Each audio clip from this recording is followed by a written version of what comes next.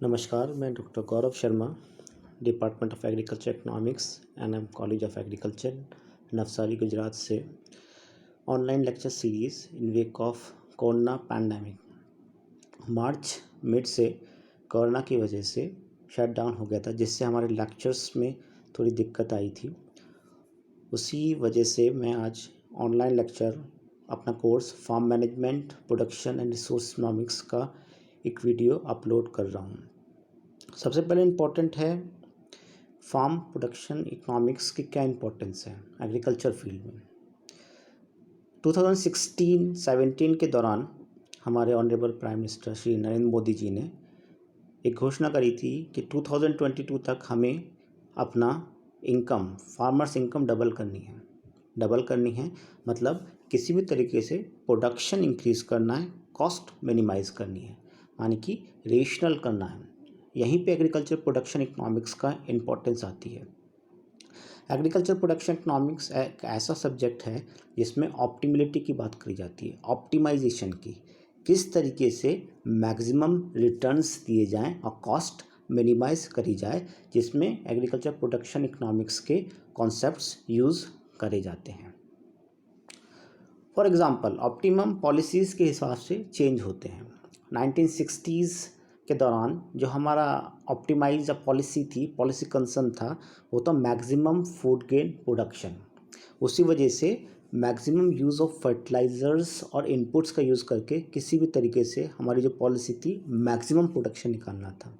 मगर आज के संदर्भ में, प्रेजेंट एरा में जो इम्पोर्टेंट है वो है सस्टेनेबल एग्रीकल्चर, यानी कि आपको लीस्ट इनपुट लगा के मैक्सिमम आउटपुट लेना है, मतलब ऑप्टिमाइजेशन करना है। उसी संदर्भ में ये पूरा सब्जेक्ट हमारा घूमता है। एग्रीकल्चर प्रोडक्शन इकोनॉमिक्स एक एग्रीकल्चर इकोनॉमिक्स का डिवीज़न है। It is concerned with selection of production patterns. क्या प्रोडक्शन पैटर्न्स होना चाहिए, ऑप्टिमाइजेशन पैटर्न कौन से होने चाहिए, रिसोर्स यूज़ एफिशिएंसी, किस तरीके से रिसोर्स को हम मैक्सिमम एफिशिएंटली यूज़ कर सकें in order to maximise objective function of farmers, और जिससे कि ऑब्जेक्टिव फंक्शन ऑफ फार्मर्स, जो मेन ऑब्जेक्टिव होता है किसी फार्मर का या किसी भी प्रोड्यूसर का, वो होता है मैक्सिमम प्रॉफिट या मैक्सिमम इनकम। तो किस तरीके से रिसोर्सेज हम यूज़ करें एफिशिएंटली जिससे मैक्सिमम इनकम या मैक्सिमम प्रॉफिट हो सके किसान को। गोल्स, इसके गोल्स क्या हैं? एक इंडिविजुअल लेवल पे, first of all individual levels पे ये गाइड करता है इंडिविजुअल फार्मर्स को ऑप्टिमाइजेशन प्लान के हिसाब से। एट नेशनल लेवल पे जो इंपॉर्टेंस होती है वो रेशनल यूज़ ऑफ रिसोर्सेज।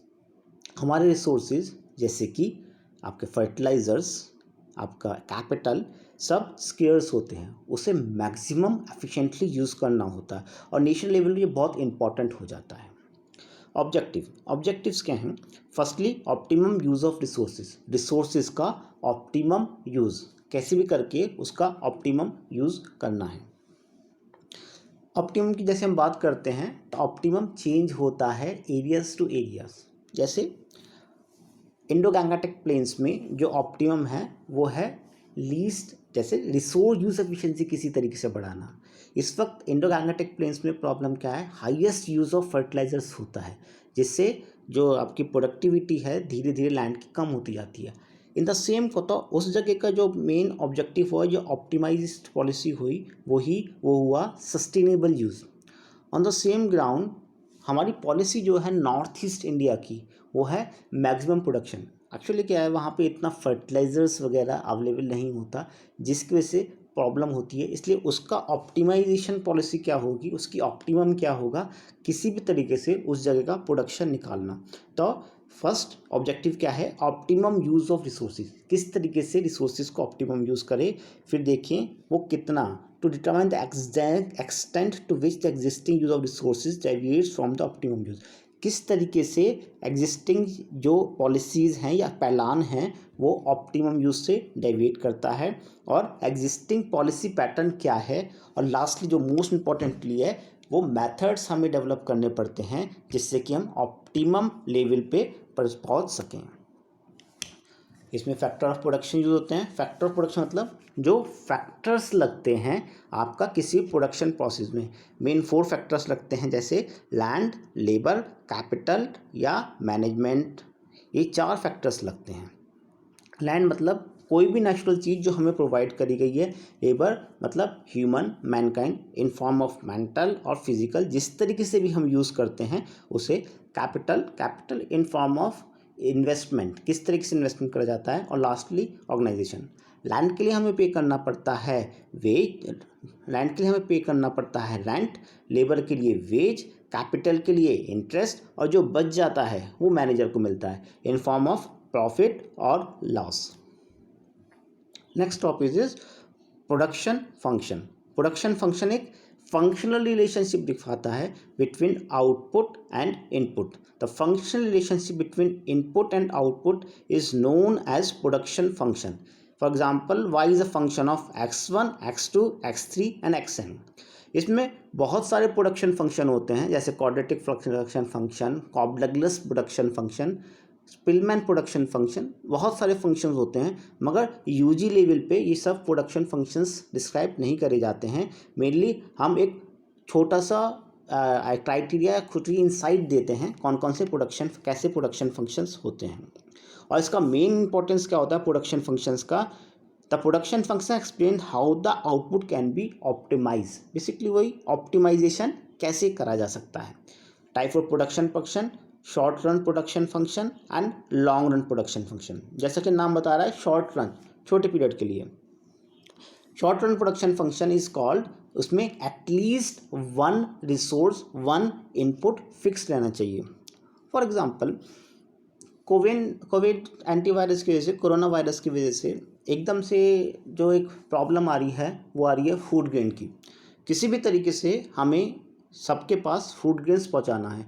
इसमें एक गवर्नमेंट पॉलिसी उठा सकती है, एक ले सकती है, किसी भी तरीके से हमें अपना food grain production 350 million ton, इस वक्त जैसे 260 to 270 के करीब हमारा प्रोडक्शन है, प्रोडक्शन फूड ग्रेन का है, किसी भी तरीके से 350 करना है। मगर क्या ये पॉसिबल होगा within 6 months? No, because हमारे कुछ रिसोर्सेज फिक्स रहते हैं, इसलिए हम कहते हैं शॉर्ट रन प्रोडक्शन फंक्शन। इसे हम लॉ ऑफ वेरिएबल प्रोपोर्शन भी कहते हैं, which is explain with help of Y is a function of x1 slash x2, x3, xn। Slash इसलिए लगा है, स्लैश दिखाता है कि x2, x3, xn हमारे फिक्स्ड हैं। दूसरा है लॉन्ग रन प्रोडक्शन फंक्शन या return to scale. Long run production function जैसे कि एक्सप्लेन करता है लॉन्ग रन, लॉन्ग टाइम के लिए। और लॉन्ग टाइम के लिए जब कोई प्रोडक्शन फंक्शन होता है उसमें हम कोई भी फैक्टर चेंज कर सकते हैं। कुछ बेसिक टर्म्स जो इसमें मेजरली यूज़ होती हैं वो हैं total product, marginal product, average product. Total product means total sum of output, total production या सिंपल सेंस में production. Marginal product means one additional unit, एक एडिशनल यूनिट आप इनपुट अगर ऐड करते हैं तो उससे कितना आउटपुट निकलता है उसे हम मार्जिनल प्रोडक्ट कहते हैं। It's the additional quantity of output added by additional unit of input. Average product, average product is the simple sense में प्रोडक्टिविटी या yield, that is total product divided by total inputs. It refers to the average productivity of resources. Now, elasticity of production, that is with the change in input, what is the change in output? आपका change in input होने के बाद output में कितना change होता है, इसको हम एक फॉर्मूले से ड्राइव करते हैं जिसमें हमें AP निकल के आता है MP/AP, that is marginal product upon average product. और बेसिक कॉन्सेप्ट जैसे farm a piece of land, वहाँ क्रॉप्स और लाइव स्टॉक यहाँ ग्रो करी जाती है। फर्म, एक मैनेजमेंट के अंदर चलने वाली चीज़ को हम कहते हैं फर्म। डिफरेंट टर्म्स यूज होते हैं जैसे marginal farmer, small farmer, medium farmer, large farmer. Marginal farmers मतलब जिनका एरिया लेस देन 1 हेक्टेयर है, स्मॉल फार्मर जिनका एरिया 1 to 2 हेक्टेयर है, medium farmer 2 to 4 hectare and large farmers more than 4 hectare of land. Variable resources, fixed resources. Variable resources are those resources which are vary with the level of production. As the name suggests, जो आपके production के हिसाब से change होगा, जैसे seeds, fertiliser, Kazuo labour. जैसे जैसे production बढ़ेगा आपका रेट ऑफ सीड, आपका अमाउंट सीड बढ़ेगा। फिक्स्ड रिसोर्सेज, जो रिसोर्सेज प्रोडक्शन के इरिस्पेक्टिव होते हैं, प्रोडक्शन हो चाहे ना हो वो फिक्स्ड रहते हैं, उसे हम कहते हैं फिक्स्ड रिसोर्सेज।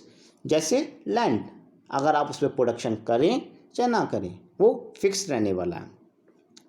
मोनोपीरियड goods then पॉलीपीरियड्स। मोनोपीरियड मतलब जैसा का नेम बता रहा है, मोनो एक, वन पीरियड में यूज होने वाले को हम कहते हैं monoperiod good. Example seeds, fertilizers, petrol. Polyperiod means जो बहुत सारे पीरियड्स में यूज हो सके, जैसे land, labour, machinery, implements. Then cost of cultivation and cost of production. Cost of cultivation जब हम वर्ड यूज करते हैं, हम यूज करते हैं per unit of land. Cost of cultivation is per unit of land. Example cost of producing some quantity per hectare of land या per acre of land. On the other hand cost of production हमें बताता है, cost of production हम use करते हैं पर quintal या पर केजी, पर क्वांटिटी के हिसाब से कितनी कॉस्ट लगती है उसे हम कहते हैं cost of production. Optimality, it indicates the level of production where net profit is maximum. जब नेट प्रॉफिट मैक्सिमम होता है उसे हम कहते हैं ऑप्टिमलिटी। एक इकोनॉमिक्स में एक प्रॉफिट मैक्सिमाइजेशन कंडीशन होती है जो उसे कहते हैं MR is equal to MC। MR is equal to MC। MC means marginal cost, that is cost of producing one additional unit of something. Cost of producing one additional unit, and marginal returns, the returns which you will receive in producing one additional unit. तो economics में जो condition होती है वो होती है MR is equal to MC। आपका profit maximum जब होगा जब आपका मार्जिनल कॉस्ट मार्जिनल रिटर्न्स के इक्वल होगी। इसमें फिर आता है एक concept in returns to scale, returns to scale, जिसमें आता है law of increasing return, law of constant return, law of decreasing returns. जैसे ही आप किसी जगह कुछ इनपुट ऐड अपॉन करते हैं उससे तीन तरीके की चीज़ें निकल के आ सकती हैं, या तो आउटपुट इंक्रीज होगा, या आउटपुट कांस्टेंट रहेगा, या आउटपुट डिक्रीज होगा। फिर से बताता हूँ या एग्जांपल लेके चलते हैं। मान लेते हैं 10 kgs हम एडिशनल यूरिया किसी फील्ड में डालते हैं, उससे क्या हो सकता है कि 15 kg आउटपुट इंक्रीज हो सकता है, उसे हम कहते हैं लॉ ऑफ इंक्रीजिंग रिटर्न्स। उसी तरह अगर 10 kg डालने पे 10 kg ही हमें एडिशनल आउटपुट मिलता है, उसे हम कहेंगे लॉ ऑफ कांस्टेंट रिटर्न। और lastly law of decreasing returns means जब 10 kgs डालने पे हमें 5 kgs या 7 kgs मिले, उसे हम कहेंगे लॉ ऑफ डिक्रीजिंग रिटर्न। अगर हम ग्राफिकली इन तीनों को रखें तो law of increasing return is convex to the origin, convex to the origin. Law of constant return shows a straight line. On the other hand law of decreasing return is concave to the origin.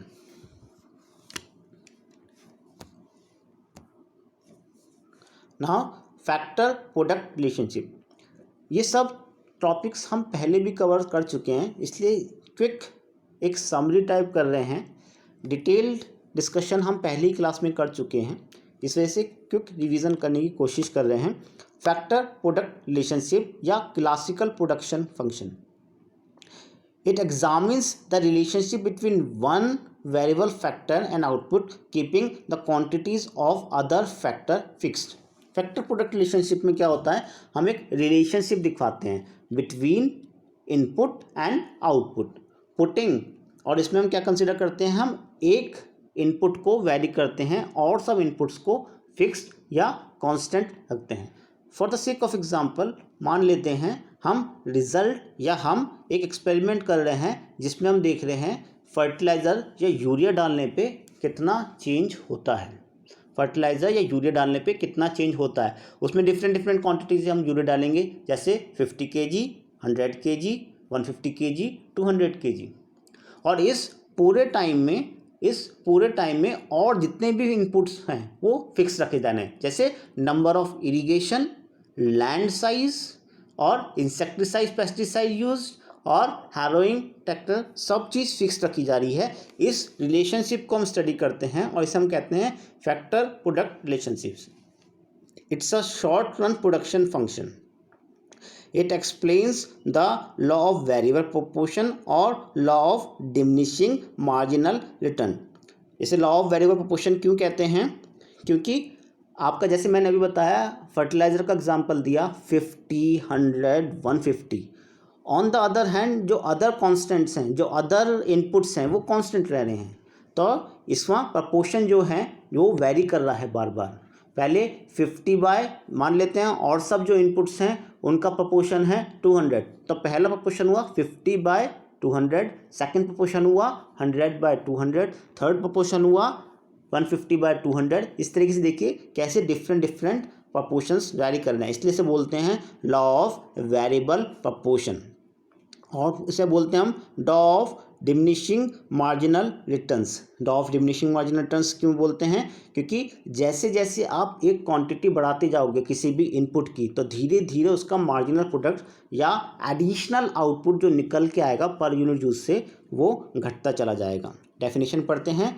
The law of variable proportion states that as the proportion of one factor in combination of factors is increased, as the proportion of one factor in a combination of other factor is increased, जैसे जैसे एक factor का combination other factors के combination के respect में increase करेगा, जैसे पहले 50 था 100 हुआ फिर 150 हुआ, जैसे जैसे हम प्रोपोर्शन इंक्रीज करेंगे आफ्टर अ पॉइंट, एक पॉइंट के बाद first marginal and then average product of factor will diminish. पहले मार्जिनल प्रोडक्ट डिमिनिश करेगा फिर एवरेज प्रोडक्ट प्रोड्यूस करेगा। It is therefore known as law of diminishing marginal returns. जब हम इसका ग्राफ बनाएंगे तो और क्लियर होगा ये क्या बताता है। Mathematically it is a Y is a function of x1 slash x2 x3 and xn slash, जैसा हमने पहले बताया था स्लैश का मतलब x2 x3 xn सब फिक्स्ड हैं। y is output, x1 is variable, x2 xn fix input. The main objective of the relationship is to find out optimum level of resource use और रिसोर्स ऑप्टिमाइजेशन। इसमें main objective क्या होता है? Optimum level बताना मालूम करते हैं, और हाउ मच टू प्रोड्यूस, हमें कितना प्रोड्यूस करना चाहिए, हमें कितना प्रोड्यूस करना चाहिए। ये इसका इलस्ट्रेशन है।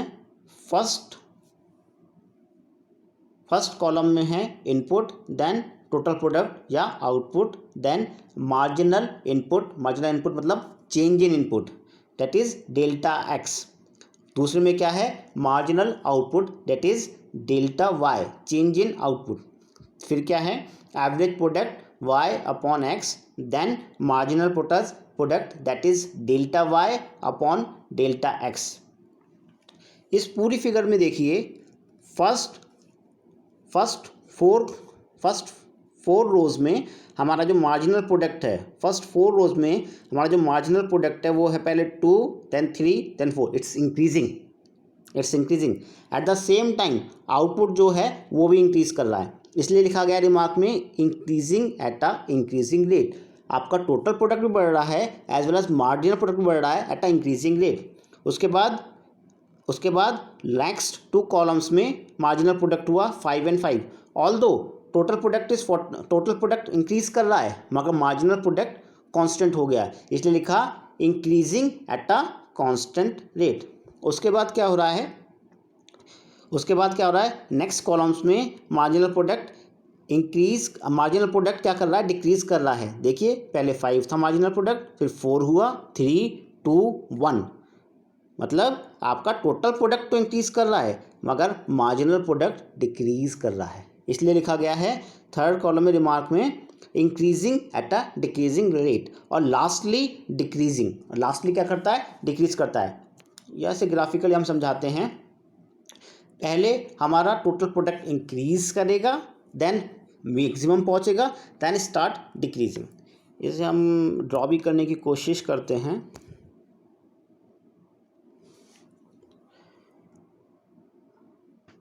हमारा y एक्सिस पे है y दैट इज़ आउटपुट, और x एक्सिस पे है input that is x1 bar, x2 up to xn तक, ये सारे हैं। पहले टोटल प्रोडक्ट पहले क्या करेगा?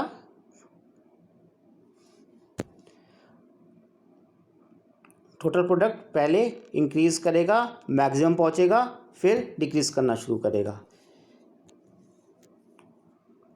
मार्जिनल प्रोडक्ट भी पहले इंक्रीज करेगा, फिर मैक्सिमम पहुंचेगा, फिर डिक्रीज करेगा और नेक्स्टली नेगेटिव हो जाएगा। हम एवरेज प्रोडक्ट की बात करें तो एवरेज प्रोडक्ट इसका इस तरीके से एक मैक्सिमम पहुंचेगा और फिर नेगेटिव नहीं जाएगा, फिर पैरेलल हो जाएगा एक्सिस की। ये हुआ टोटल प्रोडक्ट, ये हुआ टोटल प्रोडक्ट, ये वाली लाइन हुई मार्जिनल प्रोडक्ट और ये एवरेज प्रोडक्ट।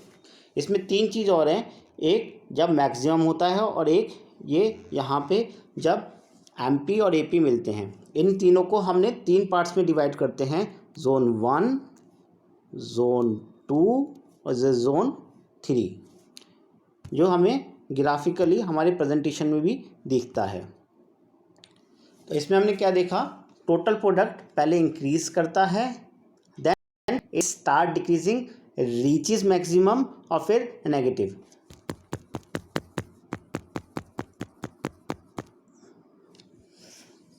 ग्राफिकली ये दिख रहा है, टोटल प्रोडक्ट पहले इंक्रीज करता है। मार्जिनल प्रोडक्ट का देखें कंडीशन, तो मार्जिनल प्रोडक्ट पहले इंक्रीज करता है, जिस पॉइंट पे मार्जिनल प्रोडक्ट मैक्सिमम होता है उसे हम कहते हैं inflation point, and then it's start decreasing and goes negative also.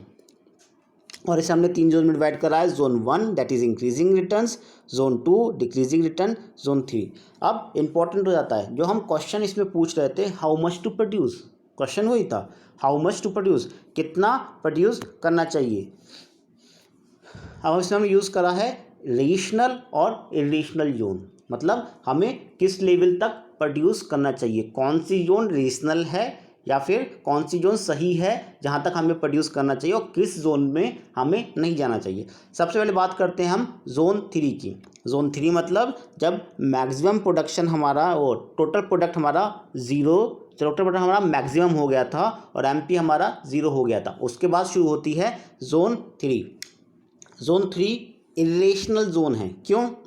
क्योंकि जैसे ही हम उसके अंदर जाएंगे तो हमारा एक तो रिडक्शन हो रहा है प्रोडक्शन में मैक्सिमम से, और सेकेंडली जैसे हम उसमें जाएंगे हम उसमें एडिशनल कॉस्ट भी डालेंगे इनपुट्स की, इसलिए इसे इरेशनल जोन कहा जाता है। मगर इंडियन इकोनॉमी में इस जोन में भी कुछ जगह डील करा जाता है, जैसे canal area operate in this zone.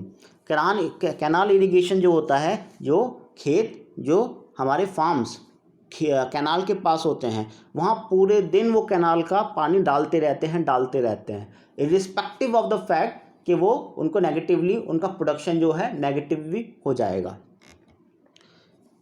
दूसरा क्या है, जोन 1। क्या जोन 1 रेशनल है या इरेशनल है? जोन 1 हमारी जो है वो भी इरेशनल है, क्यों? क्योंकि हम टोटल जो उनकी एफिशिएंसी है इनपुट्स की वो उसे यूज़ नहीं कर पाते हैं। पढ़ते हैं, this is also irrational zone because the average product increases through out this zone indicate that the efficiency of all the variable inputs keep on increasing. इससे मालूम चलता है और उन्हें इंक्रीज कर सकता है, उस एफिशिएंसी को हम और इंक्रीज कर सकते हैं। Input should be continued until zone 2, hence it is not reasonable to stop using an input when its efficiency increasing. जब इनपुट्स की एफिशिएंसी इंक्रीज कर रही है तो हमें वहाँ पे नहीं रुकना। इंडियन इकोनॉमी में ये कहाँ यूज़ होता है? जनरली ट्राइबल एरिया में, जहाँ पे इनपुट रिक्वायर्ड अमाउंट में अवेलेबल नहीं होते, वहाँ पे जनरली देखा जाता है फार्मर्स जोन 1 में डील करते हैं। Zone 2 is our rational zone, जहाँ तक हमें प्रोडक्शन ले जाना चाहिए। क्यों?